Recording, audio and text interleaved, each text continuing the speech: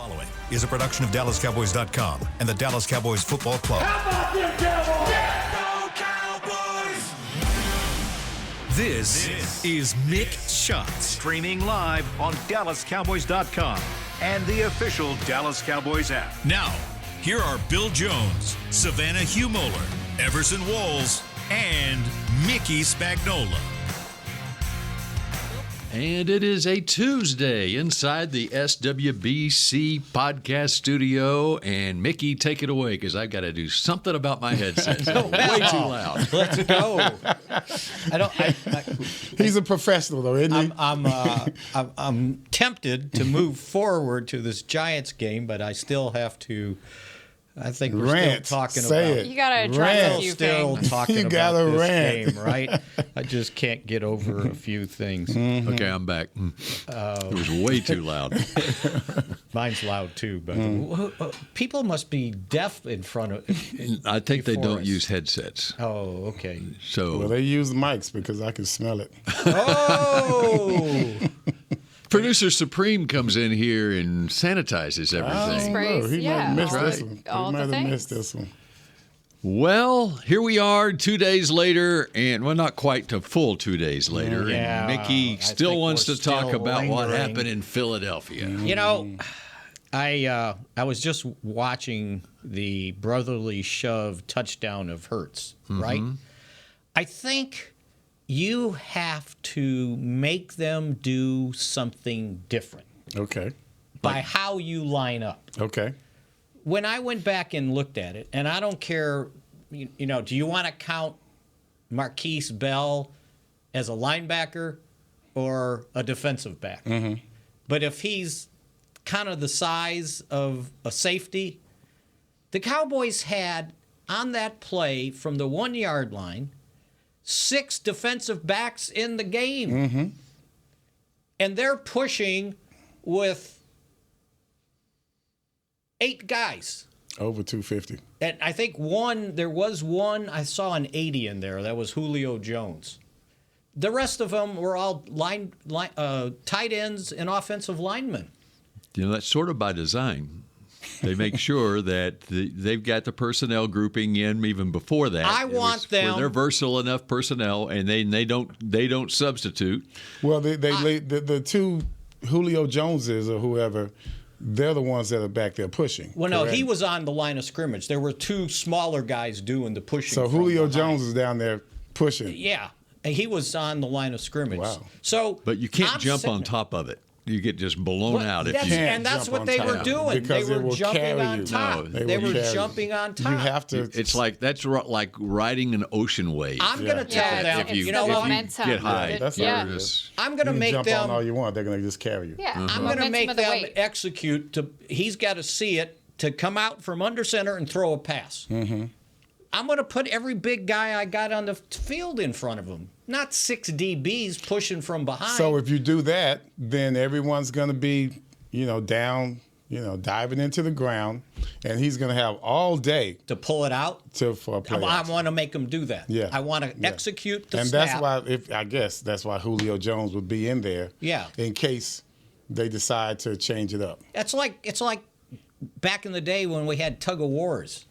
You didn't put all the little guys in the front, right? Mickey was not on the tug of war team. I was in the back. Yeah, no, he was there. I was in the He back was there. yelling, You just right? couldn't see him. I just think you got to make them do something different. That's all. They're going to score if they do it what they've been doing, right? I think they've only failed like once or twice. Do something different. And Don't let them get in third and that's- 2 and fourth and 1. fourth and It, 1. it works for them. They're just that team that they make it work. That's the thing. I got to make them do something different.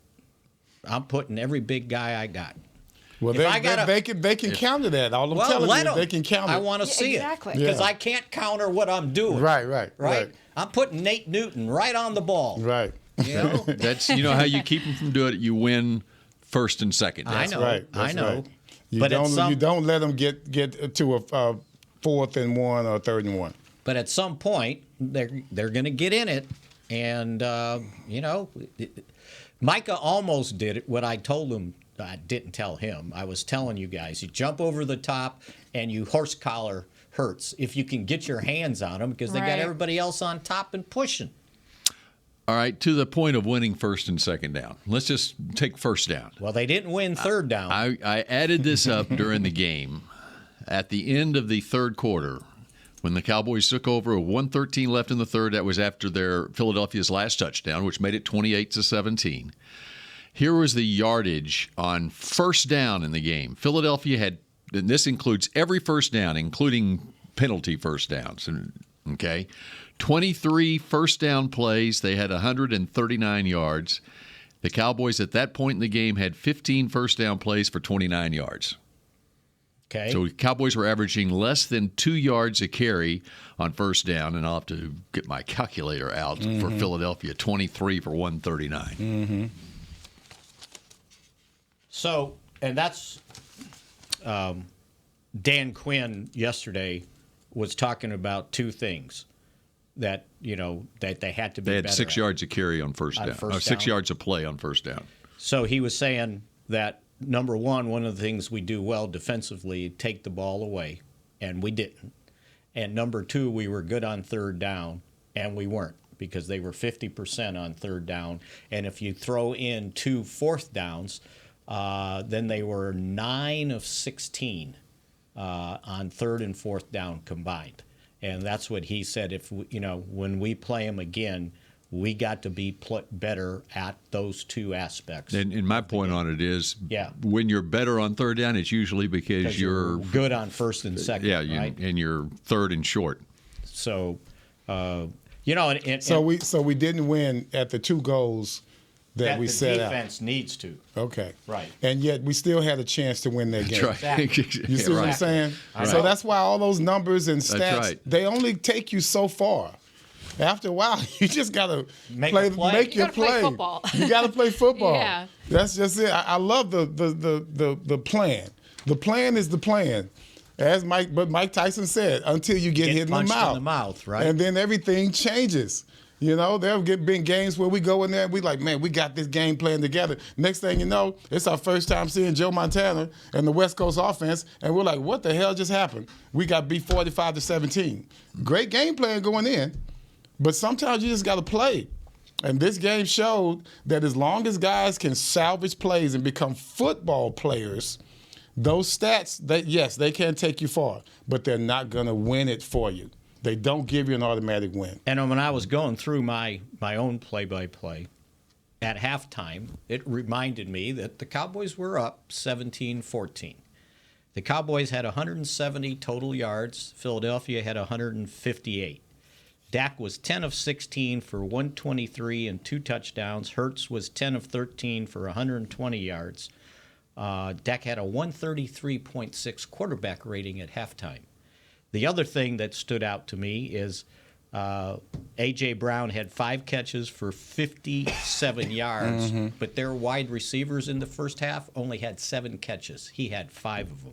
So they were almost, I'm going to say dominating, but they were beating them. In control. Right. Yeah. Until the third quarter. Right. Until the first possession Then of the it went third down. quarter, and then a wide receiver, Devontae Bill Smith, couldn't had wait an for this 11-yard moment to touchdown, and then a 29-yard touchdown for the lead. And then Cowboys only had 7 offensive plays in the third quarter, 1 possession. Philadelphia had 2 scoring touchdown drives. And the opening kickoff for the third quarter was out of bounds. Yeah. And they start at the 40. So now they only got to go. No, that was 60 the yards. opening kickoff was the No, the Rashawn face Evans. mask. The face mask. Yeah. Yep. The face mask. So, and that also, when you pointed out that, the Cowboys got the ball and didn't do anything. And the reason they didn't do anything. First and 10 at the 45, and Dottle goes 26 yards, right? He went 18 yards, but it was a 10-yard. To the 26. Yeah. We went 18 yards, but there was a holding penalty on Schoonmaker that was basically a 28-yard penalty. And it was a BS call. Mm-hmm. He stunned the guy, and the guy couldn't go anywhere. And so instead of being at the 26, now you're at the 45, and they went 3 and out after that.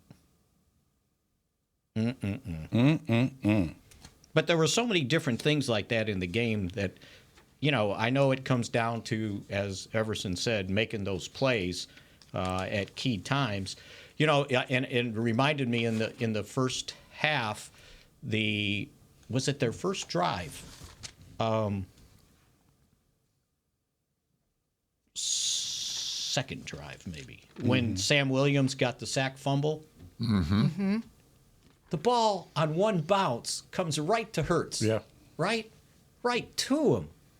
And they went on to score. It's just like, what?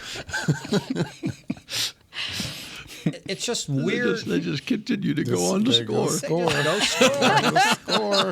It could have been your ball. And then Micah had a chance to Just recover a fumble at the end, and just it fell right back to him. Yeah. They flipped that ball out. But he sounds like we feel. He sounds just like we feel. I can't go any further. That's how all of Cowboys fans feel. That's right. No, okay. It's true. But here's the other part of it. Not all Cowboy fans, because I bet if you go back to your Twitter feed, it's all, this guy played bad, that guy played bad, that guy played bad. Get rid of him. Get rid of him. Yeah. We got to make changes. Right. Why is Play Pollard calling is carrying the horrible. ball? Yeah. Bench Michael Gallup, get rid of him, get rid of Terrence Steele. It just goes on and on and on. But when you look inside the game, it's like all this goofy stuff happened. And that's why coaching and preparation is extremely important. Because then you can prioritize things during a ball game when you have when you have it in your head on what's important and what's not important. Right. You know what I mean? We talked about the play itself with the tight end. He's got to be. That wasn't Ferguson, was it? On the controversial Schoonmaker. He could have actually run the route better. Taken one more step. He could have taken one more step deeper. Just the little things like that.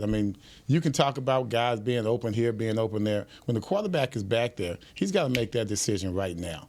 You don't have a chance to look at three receivers at once when the blitz is coming and you got a one-step drop. You got to make your decision. Ball's coming out, right? Ball's got to get out, else you're in trouble. So everyone's been saying on that play specifically, Brandon Cooks was open. Everybody's open. And but exactly. Yeah.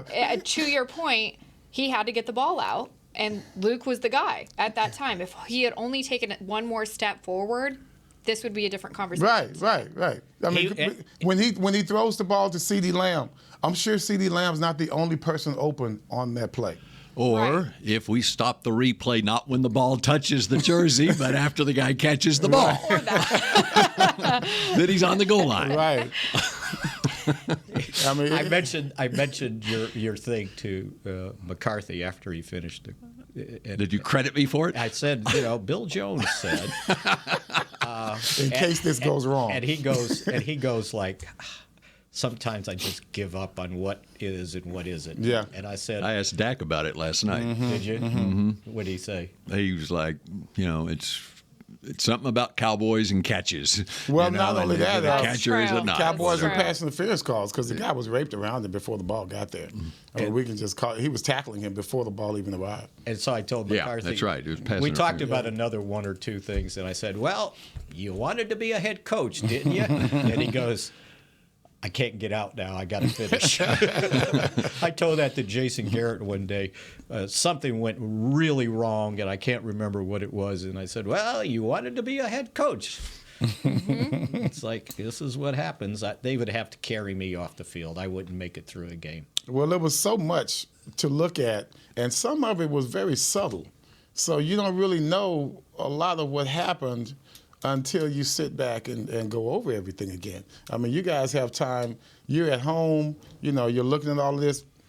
The faculty or the staff, they don't have that much time.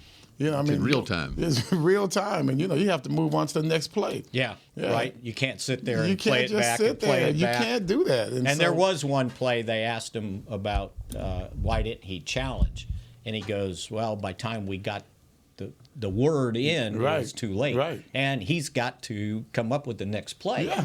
He doesn't have the ability to sit there. He got the Right. coach. He got to coach within the moment. You would have to Yeah. call timeout. Right. And say, Golly. okay, let's wait. Right. That'll be a while. And then you got 30 seconds. And if you use your timeouts, then you aren't able to get all There the way you down go. to the field of the There you 6-yard go. line with 27 seconds left and in That's why the position referees have to be Back it up, Bill. in position to lose referees- 21 yards. And That's why the referees have to be on it. You have to hold them accountable, whether it's during the game or after the game. They have to be held accountable for this stuff.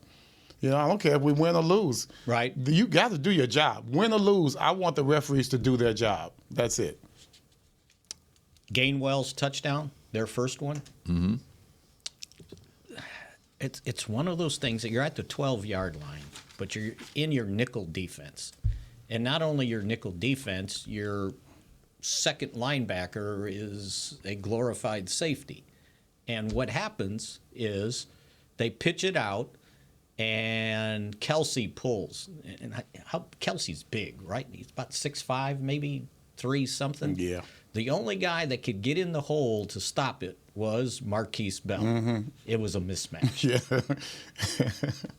And they had Stephon Gilmore on the Philadelphia right side in man coverage on the wide receiver. So now he's in the end zone in man coverage, and here comes the running back, and he's the last guy to turn around and see it, and it ends up being a touchdown. Didn't even get touched. No, you don't expect the cornerback Yeah, to that's make not any gonna plays happen, there. right? No. But again, it's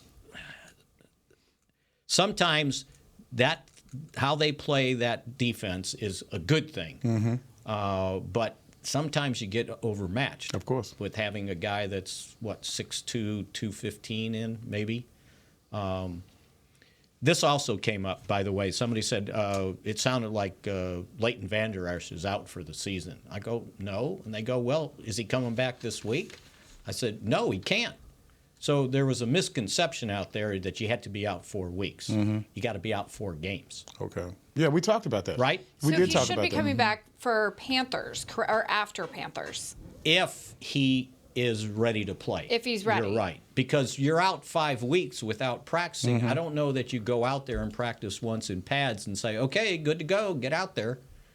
So it might be, like you said, Savannah, the game after Carolina, that he would be ready to be back out there. But sometimes you just have to play 3 linebackers, I think. Did we ever come out with 3 linebackers during the game? Not that I noticed. Although they did use Micah at linebacker, I don't know, a handful of times maybe. I don't know how. Well, they've had opportunities for the 3 linebackers set. We just don't feel it, obviously. Well, I don't know that they have another. We'll see if Evans is ready to well, play. Evans did not get any defensive snaps in this game. I thought he got. I'm pretty sure he didn't. I thought he had 1 or 2. I think he had like 13 special team maybe snaps, that so was, that was the it. last. That was the last game. Yeah. I got it right here. Evans, he had 15 special team snaps. You're exactly right. Yep, no defensive snaps. Marquise Bell had 58 snaps on defense, and Damone Clark had 57. So that was the majority, about 80% of the snaps. Yeah, I don't have the percentage. But how about this? Think back when training camp started. If I was to tell you, Mickey, that Marquise Bell against Philadelphia at midseason is going to get 58 defensive snaps at linebacker, what would you have said? You're dreaming. Crazy. Yeah. And it was 94 and 92% of the snaps There you they go. both had. So they came up 1 linebacker short. Well, obviously, this is something that we need. I mean, they don't want to play him these many plays. It's something that we're forced to do. Right. So by the LVE going down, that really put us in a bind. So And that's why they signed Rashawn Evans, and he's only been here a couple of weeks. Right prior to that Kenneth Gainwell touchdown run was the 4th and 3. It was a 4th and 3 conversion, the pass to Dallas Goedert. And I haven't gone back and looked at it, but what memory serves me, I did. Go ahead. They went no huddle after that. They did not give Dallas time to change personnel. It was almost like that Gainwell play was married to the fourth and three. Yeah, and I believe they put the tight end in motion to the left, and so linebackers for the Cowboys were shaded. You know what happened? That way. It ended up with Jordan Lewis in single coverage. There you go. And it's a mismatch. Small DBs. Mm-hmm. I don't know if he's small, but He's small enough. he's short to Yeah, Goddard. he's small Yeah, enough. he's smaller than Compared to the Dallas. guys coming out there blocking him, he's small. All right, we're just getting started on this edition of Mick Shots. Much more still to come. I'm Dak Prescott, quarterback of the Dallas Cowboys. And they snap it to Prescott, who looks right. It's not there. He escapes left. He'll run for a first down. Just like football, when it comes to crypto, it's important to have a team you can trust. With blockchain.com, I know I'm in good hands. Since 2011, they've been trusted by millions around the world to buy, sell, and trade cryptocurrency. Prescott's going to run this himself. Run it up the middle, and he scores. Whether you're new to crypto or an active trader, they've got you covered. What are you waiting for? Get started at blockchain.com. You know that sound anywhere. It's the crisp crunch of that first nacho chip. With its perfect cheese to sour cream ratio sitting atop a layer of delicious beans, it's a sip away from perfection. That's what we're looking for. Add a delicious, refreshing Pepsi and we've achieved absolute nacho nirvana. Because while you can pile those nachos high with every spicy, cheesy, savory topping, there's no topping a cool Pepsi finish. Nachos, better with Pepsi. That's what I like. The Medal of Honor is our country's highest military award for valor in combat. More than 40 million individuals have served in the armed forces since the Civil War. Fewer than 4,000 have received the Medal of Honor. The National Medal of Honor Museum will be a place to preserve these legacies and inspire America. It's being built right next door to the Dallas Cowboys in Texas. Help us honor our country's greatest heroes. Learn more and get involved at mohmuseum.org. Cowboys football and Miller Lite. What a pairing. Can cracks at kickoff. Tailgates going way past postgame. Sunday night overtimes followed by Monday morning swagger. Brisket in the smoker. Miller Lite in the cooler. America's team playing America's greatest sport. Miller Lite, the only beer of the Dallas Cowboys. Dallas Cowboys football tastes like Miller time. Celebrate responsibly. 2023 Miller Brewing Company, Fort Worth, Texas. Back to Mick Shots.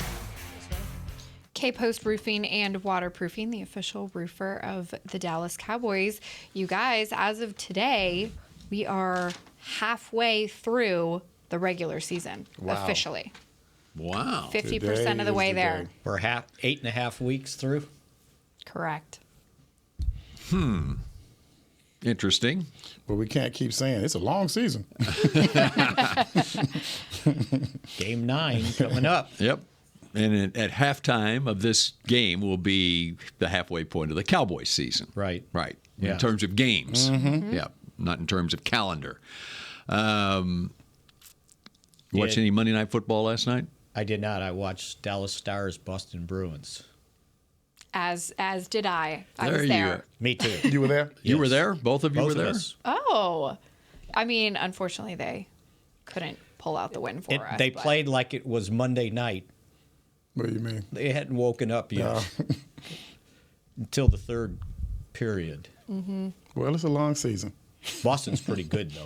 They're very good. They kind of reminded you that they had the best record last year and got beat in the first round of the playoffs. They can skate. It was a mismatch. Although with 5 seconds left, they had a face-off with 2-man advantage. They didn't quite get a shot off. 2-man advantage. No, Two-man. with 5 seconds left on Because the clock. the Stars had pulled the goaltender, and then they got a penalty too. So they had a 2-man advantage. They pulled the goaltender?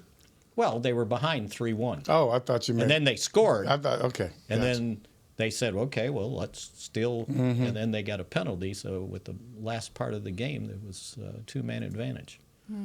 But there's your hockey update. Okay. So, well, thank by you the very way, what happened? What happened with Monday Night Football? I did not watch it. But I understand know- it was like watching paint dry. Yeah, Yeah, it's about that's the what I same. heard. Or both quarterbacks just didn't have a great game. It was the Chargers held the Jets to 6, and I don't think they even scored any touchdowns. It was just field goals for the Jets. Wilson is Wilson. It is what it is. Yeah. Oh, that was an ugly game. And I didn't get to watch the Sunday night game either. Buffalo got beat, right? Let me look. Yeah, they did. They did. Yeah, badly. Cincinnati beat them. Yeah, Cincinnati. Cincinnati's got a roll. Cincinnati came out of their bye week, which and they were starting to get on a roll before their bye week, but now Joe Burrow is healthy, and so 24-18 over the Bills. As Joe goes, so does the team goes, according to the media. So, in the next after Philadelphia's bye, they got to play Kansas City on Monday night at Kansas City. And both those teams on a bye this week. Right. Then Buffalo, San Francisco, at the Cowboys, and at Seattle. So for the next 5 games, their opponent's combined record is 27-15. So they are. We're including Seattle as one of those dominant teams after getting beat by Baltimore 37-3. But they're 5-3. Yes, they are 5-3. So everybody's 5-3. Buffalo's 5-4, and Kansas City's 7-2. So it'll be interesting.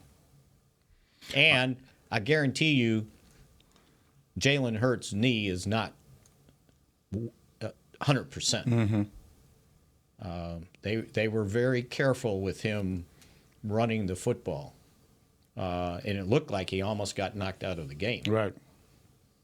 Dak Prescott almost got knocked out of the game with a hit to the head that they didn't call on that one sack on the last possession. Guy almost wiped him out. So how do you miss something like that? That's what I'm saying about the referees. They have to be held accountable. That crew was not very good.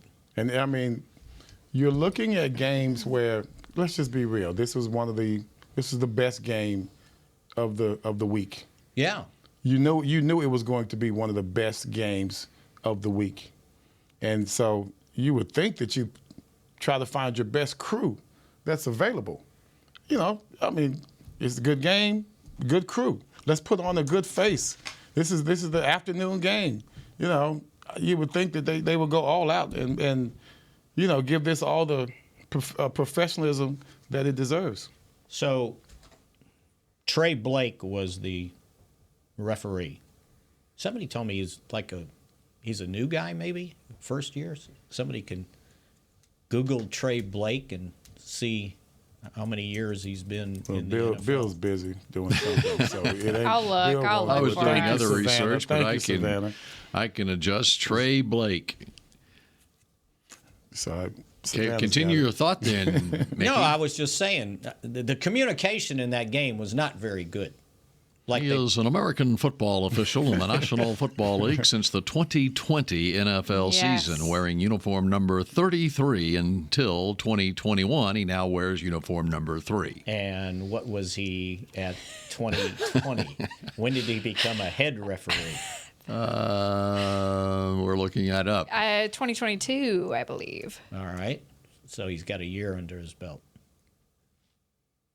And it's not always the head referee. Yeah, that is interesting. He was hired by the NFL in 2020 as a field judge, reassigned to the umpire position in 21, promoted to referee for the start of the 22 NFL season.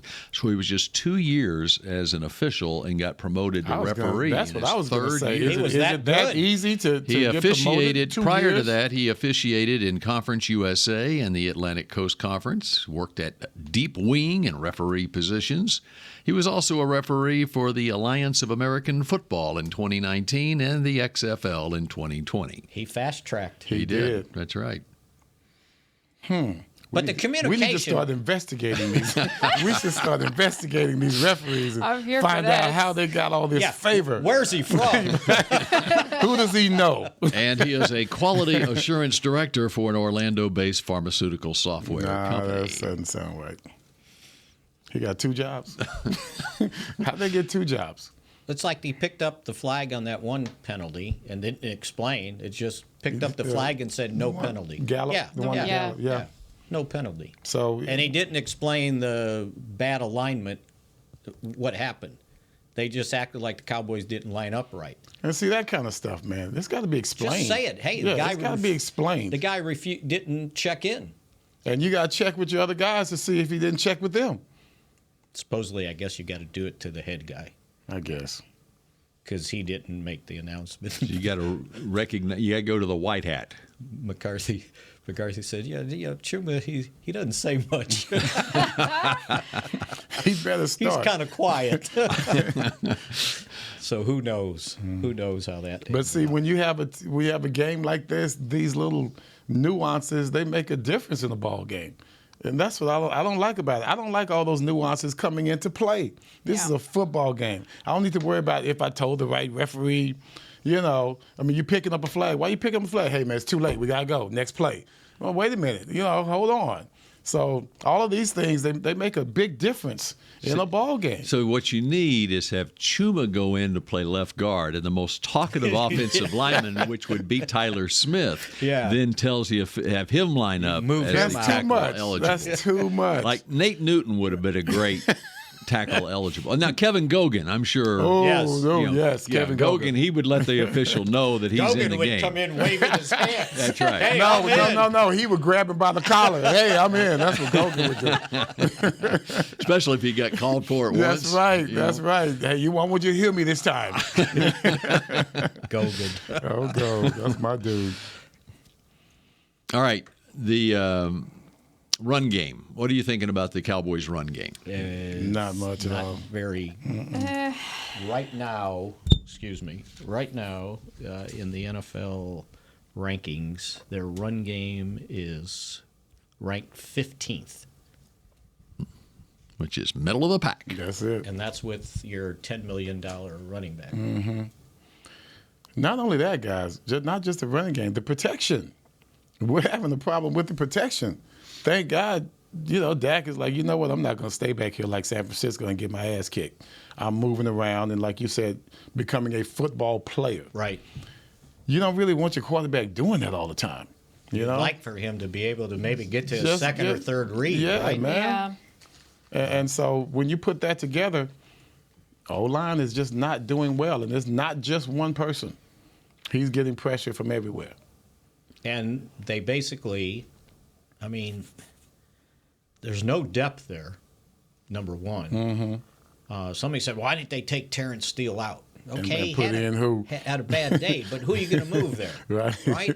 And if you want to get the run game going, Terrence Steele is your best run. Has been in the past. Now, I don't know post knee surgery this year. And no one's factoring that in either. Oh, what a bad deal. They gave him that big contract, and now he can't play. Well, he's not a year removed from the triple crown of knee injuries. Mm-hmm. ACL, MCL, PCL. He got them all. And, he's back, but, again, he missed the whole offseason. He missed majority of the contact stuff in training camp, if they have contact. And, you gotta ride it, and hopefully he gets confidence in that knee. Well, that's where injuries can scare you, not just as a team, but as a player. You know that you're not the same anymore, and so we get a year to ramp up. Let's speak of Michael Gallup. Mm-hmm. We need a year to ramp up. You come back and it's still not that same knee. Mm-hmm. So now you have to adjust your body a certain way. To still be effective. Ed, thank you. Yeah. Up here as well. Too. So now your confidence may not be there. Here it is, second year, we're still kind of looking sideways at Michael Gallup. You don't want to be that guy, and as a player, you can feel it. You're not being targeted as much and things of that nature. So Steele is going to have to go through this same thing. And we take those injuries for granted. Oh, they'll come back. Right. But they don't always come back. They fix your knee. Right. So then you should be good. It ain't that easy, and that's why we I was so can't blessed. use you for an example because I you never didn't got get hurt. anything. I wasn't gonna stick my head in there and shoulder if I could help it. Business decision. This is a business decision. Yeah. Terrence Steele doesn't have that luxury to have a business decision. That is his business. Yeah, that is his business. I don't know what this says about him or me, but I've had more surgeries than he has. All right, let's dive deeper into the run issues Yes. when we come back here on Mick Shots. The Medal of Honor is our country's highest military award for valor in combat. More than 40 million individuals have served in the armed forces since the Civil War. Fewer than 4,000 have received the Medal of Honor. The National Medal of Honor Museum will be a place to preserve these legacies and inspire America. It's being built right next door to the Dallas Cowboys in Texas. Help us honor our country's greatest heroes. Learn more and get involved at mohmuseum.org. Cowboys football and Miller Lite. What a pairing. Can cracks at kickoff. Tailgates going way past postgame. Sunday night overtimes followed by Monday morning swagger. Brisket in the smoker. Miller Lite in the cooler. America's team playing America's greatest sport. Miller Lite, the only beer of the Dallas Cowboys. Dallas Cowboys football tastes like Miller time. Celebrate responsibly. 2023 Miller Brewing Company, Fort Worth, Texas. I'm Dak Prescott, quarterback of the Dallas Cowboys. And they snap it to Prescott, who looks right. It's not there. He escapes left. He'll run for a first down. Just like football, when it comes to crypto, it's important to have a team you can trust. With blockchain.com, I know I'm in good hands. Since 2011, they've been trusted by millions around the world to buy, sell, and trade cryptocurrency. Prescott's going to run this himself. Run it up the middle, and he scores. Whether you're new to crypto or an active trader, they've got you covered. What are you waiting for? Get started at blockchain.com.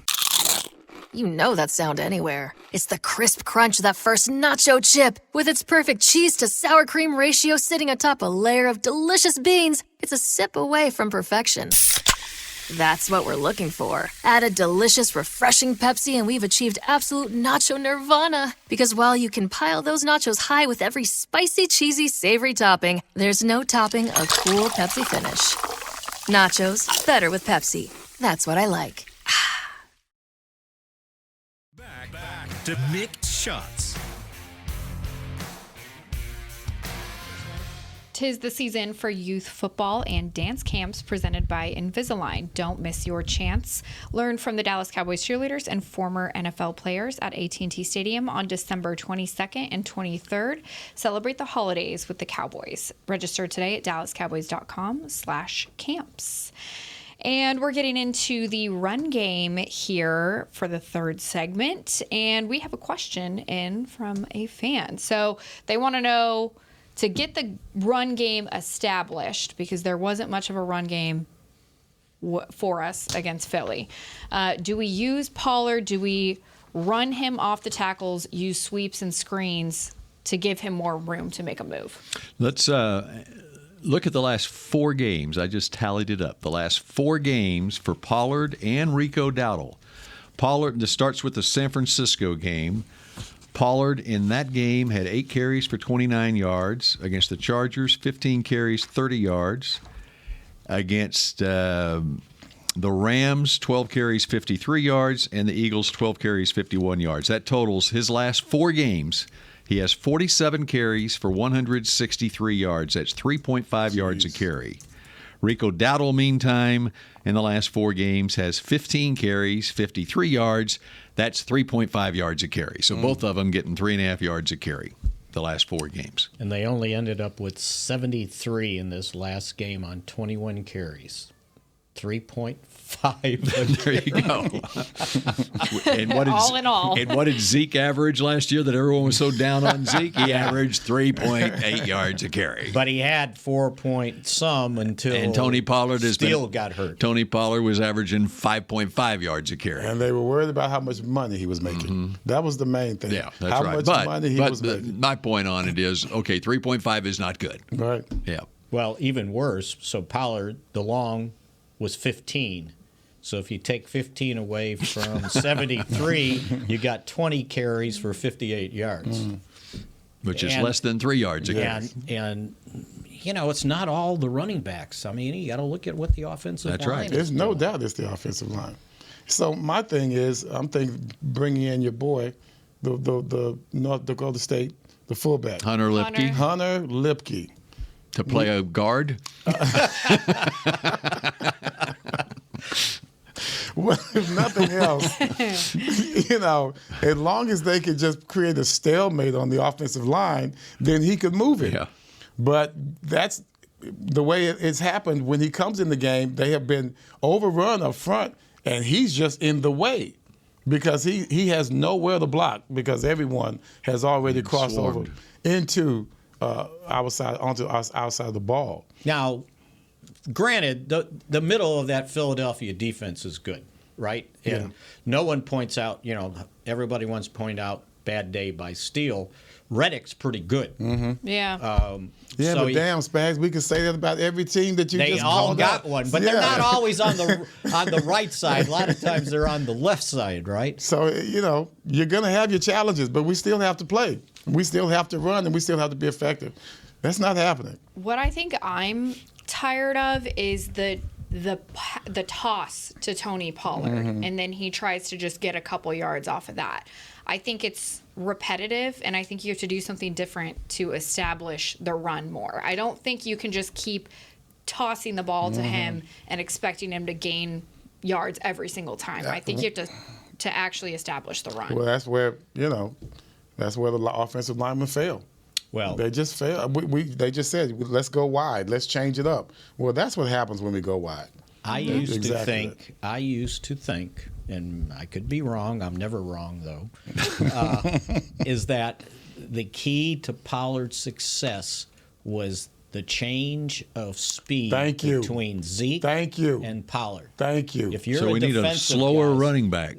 No. Okay. It's the style. It's the style of run. And defensive had to adjust. Yep. And you get used to the guy hitting, and then all of a sudden here comes this guy and he's slashing quick off up tackle. the middle. Yeah. He's so fast. And now they get used to his tempo. Let's be real, guys. When Zeke ran the ball a lot, there were no holes, just like what Pollard is coming against now. When Pollard would come in the game for the change of pace, the holes were there. He never got hit in the backfield first. He always had room to set it up and hit the weak spot. He looked like Dorsett used to do all the time. You can't do that. It doesn't seem to be that way when you don't have the change of pace. Maybe an offensive lineman can tell me how that makes a difference. But it did make a difference when Zeke was here. Not saying that Zeke was the reason, but the change of pace definitely was it was something that was noticeable. And sometimes in a guy like Pollard, and it's not his fault, when you're getting bottled up, you started looking for stuff that ain't there, right? And you're trying, right? Instead of before, he was like, "Oh, look at this hole!" There it is. Just, boom, he sets it up, jets through. No, the other thing that's interesting around the league is the run game is not being accentuated throughout the league. Apparently, I just looked up how many 100-yard rushing games were there in the league this individual 100-yard rushing games were there in the league this week. There was one. Keaton Mitchell of Baltimore had 9 carries for 138 yards. He was going too. All the other. He's a backup. He's a backup. Yeah, that's right. He's back up and had 15 yards a carry. Oh, here we go. Okay. My prayers were answered. Last week there were only 3. The week before that there was 1, and the week before that 2.